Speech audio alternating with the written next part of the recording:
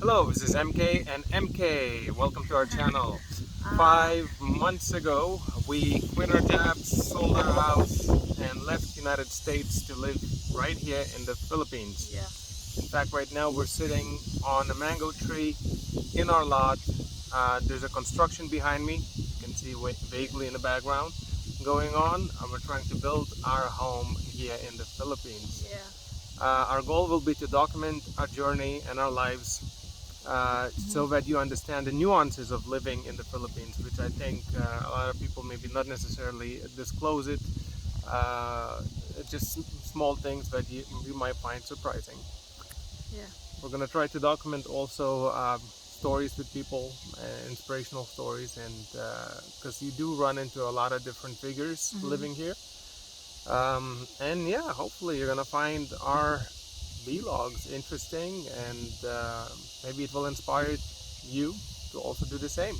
We have two small kids. We brought the entire family in here. We have a 4-year-old daughter with developmental delay. That was a big challenge coming here because there was um, a lot of fear from our parents' side, at least, that well, we're gonna come here and there's not a lot of services, etc., etc. So we're gonna go over all of those topics as you experience Philippines with us. Hi, I'm Michelle. I'm MP's wife. And actually, let me correct you. This is not our lot. It's my dad's lot. Mm. We're the squatters. Because my dad is kind enough to let us use his land, his farm lot, to uh, to build our house. And also, I don't know if you saw our video from Tim Case when he checked in our place, that Matilda B&B were actually managing it. Martin and I have experience managing. I have healthcare experience, and he does have Hospitality. hospitality experience, Hilton and Marriott. So when we came here, we really saw the place with so much potential. So we asked my dad, what do you want to do with the place? And he said, manage it. So that's why we're managing it. And so it's owned by my dad. So a lot of the things we're using here are my dad. So I gotta give credit to my dad. Papa Goody. Are you gonna call him Papa soon? No, I did already a couple of times. He thought it was a stranger calling him. I think it shook him. It's like, oh, what just happened? Martin growing up without a dad, it's a little strange for him to call another person dad.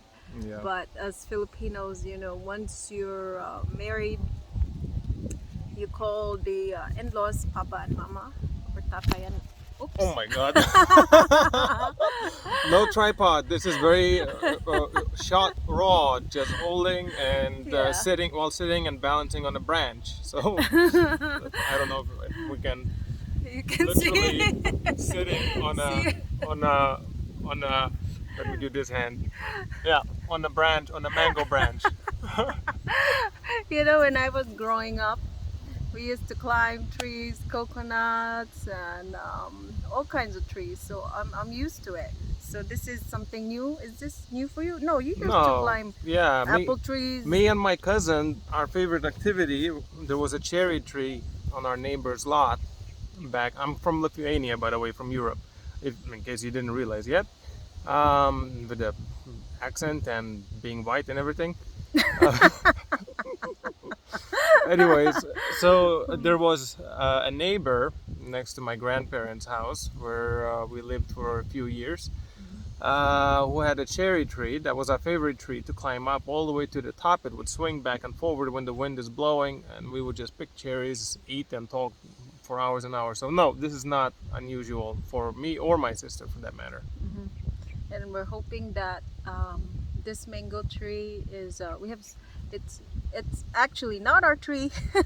It's your brother's tree. It's my brother's mango tree. We're sitting on your dad's lot, on your we're in your dad's lot on your brother's tree, building our house. So over there in the background.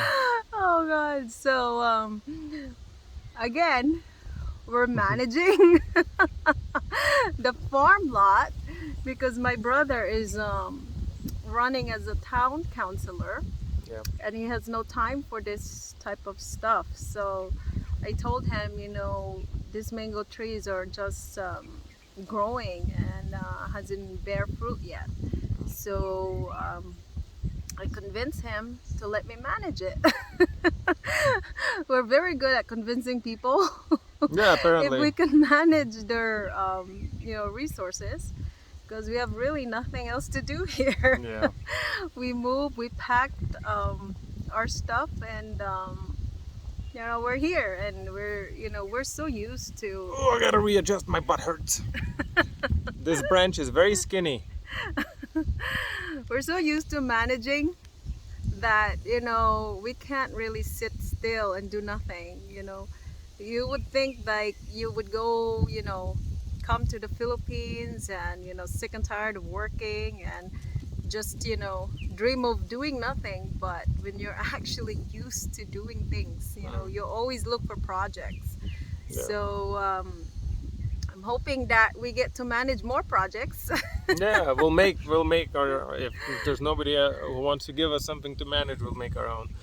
I'm an entrepreneur, and she's a manager by experience, nurse manager. So we're used to running businesses and managing people and getting things done. So definitely in here the life is a lot slower. So it was an adjustment period, especially the fact that 4 days after we came here, the Odette super typhoon hit. Mhm. So we were living here with no electricity, no Wi-Fi, no fast food or frozen food, none of those comforts. We had a generator that we could run maybe 3 hours a day, 1 hour in the morning, 1 hour at noon when it gets hot, and 1 hour in the evening, just to make sure that the water pump filled the reserve tank with water. So we had water.